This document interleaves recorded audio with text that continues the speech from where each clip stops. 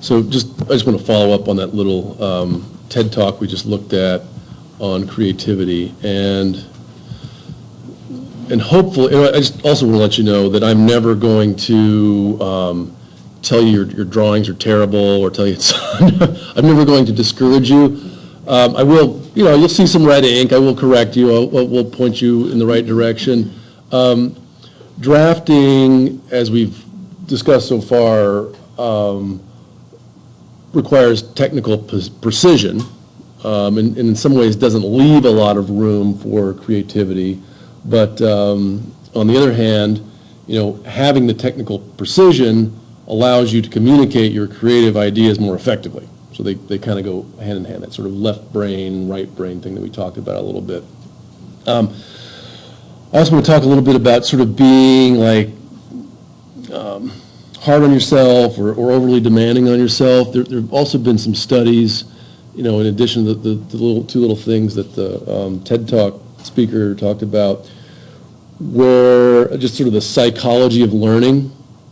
And what some psychologists did a long time ago, I don't remember the exact year, but they took just a group of students and just sort of split them randomly down the middle. So some, each half of the split had sort of the top performing students and the bottom performing students. So just sort of a mix in terms of what you'd see in terms of typical GPA things. And they gave them a test, kind of a standardized SAT kind of test or whatever. And then with one half, they kind of told them, oh gosh, look how good you did.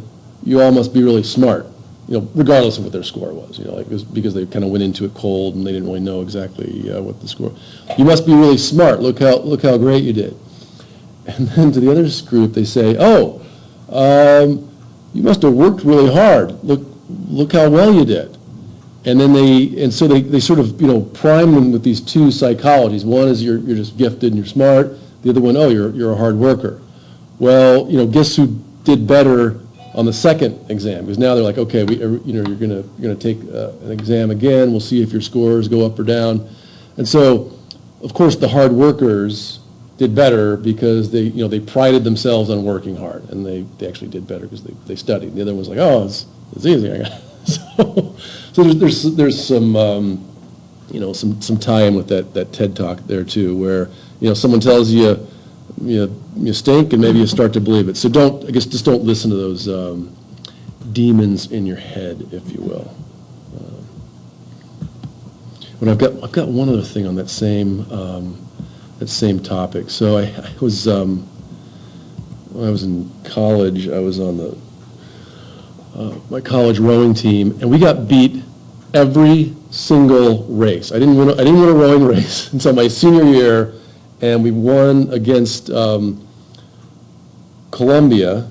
And the only reason we won is because they couldn't field a full boat, and so they had some of them were like freshmen or whatever on the boat, and but it was very discouraging, very disappointing, and we always come back from these regattas, we suck, we're terrible, and then our coach would do that same kind of sulky, head-hanging thing, and it just made it worse and worse. And then I had another friend on my rowing crew.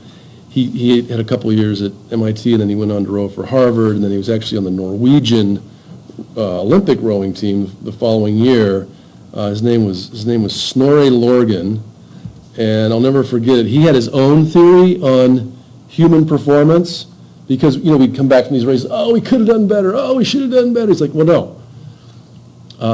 There's no such thing. And I don't know where this. I just call it the Snorre Lorgen hypothesis, but his hypothesis is like there's no you could have done better, or you should have done better, or you would have. His theory was like we're all doing the very best we can all the time. And so it's sort of true. Like if you believe like, hey, I'm going to stink, like yeah, you will rise to that low level. But if you believe in yourself, you'll get better, and it'll improve. And so anyway, when you're struggling, think, oh, well, yeah, maybe I am doing the best I can right now, and there's probably a reason for it. Either, I'm tired or distracted or hungry or whatever. So just kind of, think about that as you go through your technical drafting and other aspects of your learning career. Yeah. Okay. So we saw the David Kelly TED Talk. We've watched the pencil shading techniques. Let's just take a quick look at this perfect circle. This has been fascinating to me too as well. The worst part right now is just the uncertainty. Really My daughters short. are the third generation. One thing I do want to note about How to circles. draw a circle. If you remember from geometry class, any 2 points will always define a line. You can draw infinitely many points through infinitely many lines through those same 2 points, but really it's just one line. If you have 3 points, you're going to be able to draw one circle through those 3 points. Put 2 points on the, well, I'll just show you. It's easier just for me to tell you. Right, so if I've got 2 points here, I can draw a line through it. If I've got 2 points over here, I could draw this circle through it. I could also draw this circle looking thing through it. I could draw infinitely many different circles through 2 points. But if I've got 3 points, can't draw a line through all those 3 points. If they were on the same line, I could. But in any 3 points, there's only one circle you can draw. Try to draw, any other circle is either going to be smaller, and it can't reach all the points, or it's going to be bigger, same deal. So that's just one kind of thing to think about geometrically when you watch this guy. It's just something that's fascinated me for a long time. I know this very easy method. Well, there are 3 methods, actually. You can use an object, like this one. Just put it and draw it in the inside or the outside. It works. You can use a special tool, like this one, which is called Passer. And it simply draws something like, It's called a compass. for example, I don't know what he called it. you see, a perfect circle, which it is very easy. And then the third way, if you don't have a passer and you don't have an object that fits the size of the circle you want, you can also choose to make your own perfect circle. And this is a very easy method. It's basically the same idea as the passer, where you put this point, and it's kind of equivalent to this finger, like this, and this point is equivalent to the pencil, like this. So when you put the passer, you put this finger on the paper, and you use this point to draw the circle, right? The same we're going to do with the fingers, because we got fingers. We're going to use this point to stand, and we're going to put this point to draw. So, and then we're going to rotate the paper. Draw like this. You see, a perfect circle. Cool. That's a pretty good one. Let's hit this one too.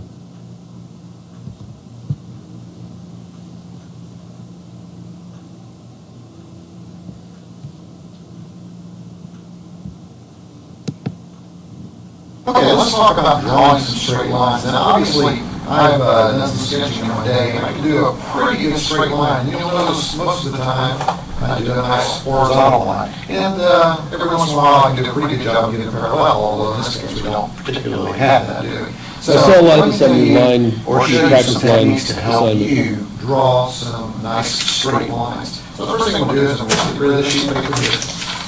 And we'll bring over another piece right here, put this in our drawing board. Now, typically what you want to do is when you're drawing straight lines, you do not want to look at your pencil tip. All right? You don't want to sit here, take a look at them, and just kind of keep a bead of your eye on the tip of that pencil. Because The same thing is true of walking, by the way, like you don't look at your feet when you're walking, or skiing, or like even paddleboarding, like you don't look, you look at the horizon. What's going to happen is you're going to track that pencil, and it's going to be hard for you to keep straight line. That's not what you want to do. You'll tend to waffle and waver, as you can see right in this area. Okay?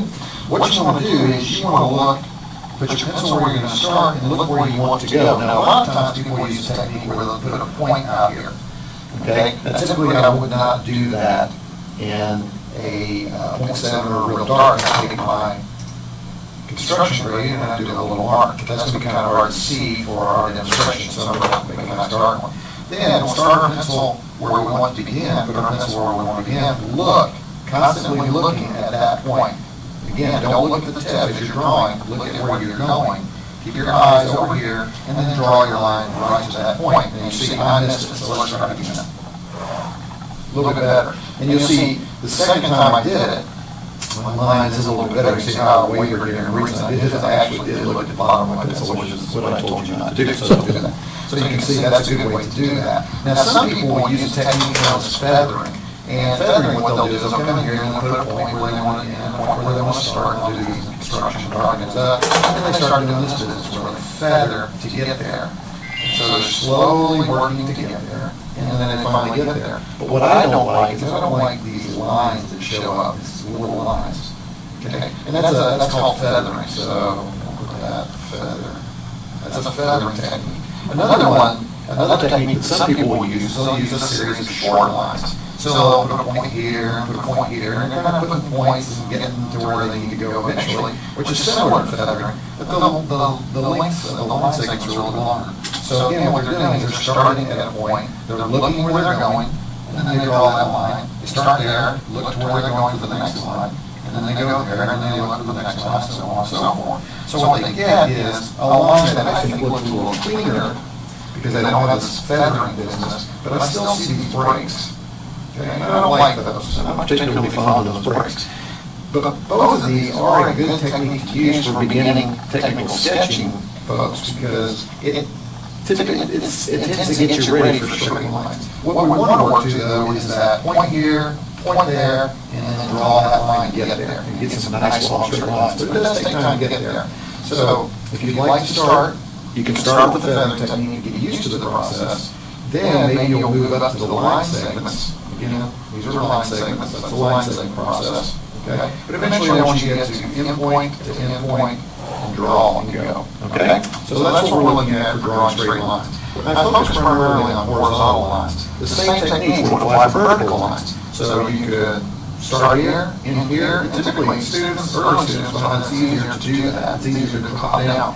I find that, I've gotten pretty good over the years with horizontal lines, as you can see. And another technique I find is that students who have problems doing horizontal lines, this paper is stuck here. We just do this, draw it, and do it that way, and we get a vertical line. Actually, I think I said vertical or horizontal line, I meant a vertical line. So there's a vertical line. So if you have problems doing vertical lines, but you can do horizontal lines, then just get the 90 degrees and do it that way. Or let's say you are better off doing vertical lines, and you need to do horizontal lines. Well, you can rotate it. Start point, end point, draw a line, rotate it back, and hold like that, horizontal line. So those are some techniques that you can use to draw straight lines. Now, in the next video, we'll take a look at doing some angled or inclined lines. Cool. Okay. Here's another thing on that. I just own my own personal experience. Something that's difficult, with dexterity, welding. I used to do a fair amount of welding. I also used to do some surgeries on animals. And one thing in terms of keeping your arm straight, and I'll just do this in real time. Say we've got a point here, and I'll just take another point here. One way to do this. I'm just gonna rest my arm on the table. So I've got my arm resting on the table, and I'm gonna try what he said and just look for that target. Actually worked pretty well. I'm gonna try it again with my arm off the table. See how well it goes. not quite as good. So I think what you'll see there with the arm on the table versus off the table, I've got my whole arm. Not only is it more fatigue, you've got your shoulder to deal about, there's more out there. And so it was the same thing with welding. You're going to want to rest your arms on the table. So just play around with those different techniques. Maybe your hand is on the table, maybe a portion of your forearm, maybe your elbow, but just play around with that and just see what works. So just be conscious of where your body is, and especially your arms as you're doing this. And posture is going to be a big deal too. Okay.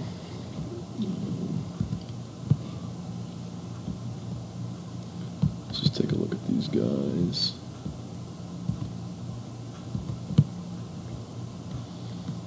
Has anybody looked into the sketch pages? Yeah. While that's, let's just go ahead and open it up here.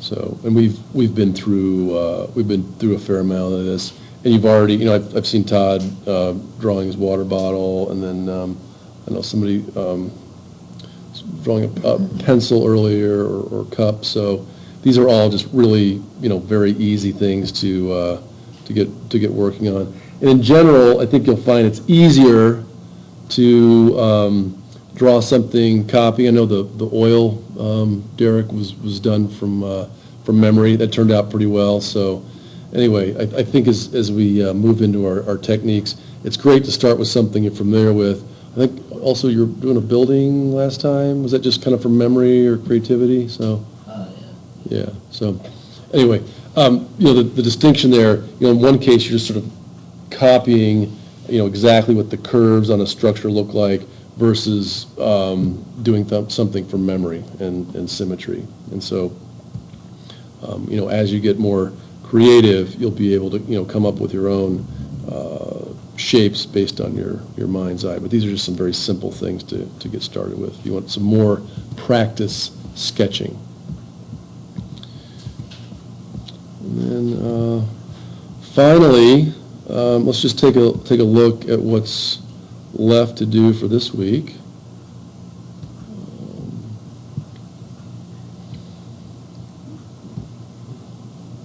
So you've done your structure sketch.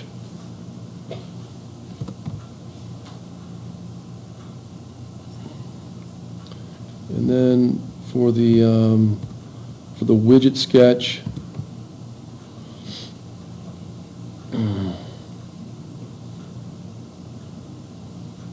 that's basically it. So just go into the textbook, pick out something from pages 118, 119, 120, 121, and turn it in. So just keep practicing on that. I think by next week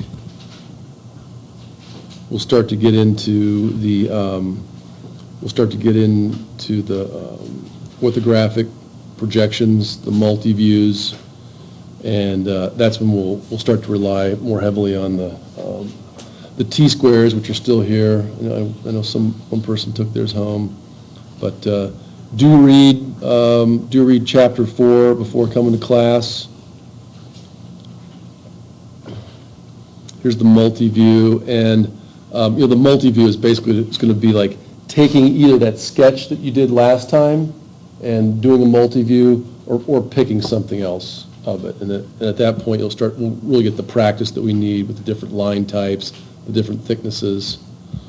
And I'm going to talk to Brian a little bit more about exactly what he wants to see in the multi-view. But again, pick something that's challenging, not too challenging. I think on Tuesday we kind of got a sense of what that is. That building was like, oh gosh, that's a little bit too much, I better back off. Or, hey, there's way more parts on this oil rig than I realized. So start thinking about what you want to draw for your multi-view. And so we'll just have you do two separate things. You know, one could be something that you copy, and then another one would be something of your own design. So that's it. And so just when you come to class on Tuesday, please bring me, and this will be, I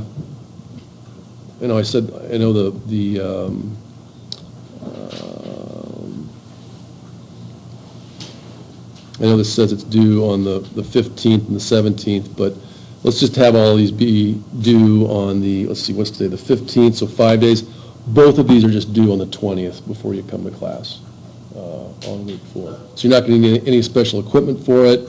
Just practice your sketching, look through some of these these freehand techniques, work on the shading that we talked about last time. So, you got 5 days, just, relax, be creative, and, turn in some nice sketches. So any of these pictures? Exactly. Any of those pictures, and those were on that little download that I just showed you. Yep. Straight from the book. One from every page? One from every page. Yeah, so what was it, four separate ones? Those are your widgets. And if you want to pick something different too, water bottle, just something that's similar. Because I think all they're showing with those widgets, some are more square, some have some rounded edges, some are a little more challenging than others, so. Yeah. Good practice. All right, well, as promised, I'm going to let you go a little early. It's so nice outside. I know you'll take the time outside of class to wrap this up, and we'll see you Tuesday. Thanks a lot.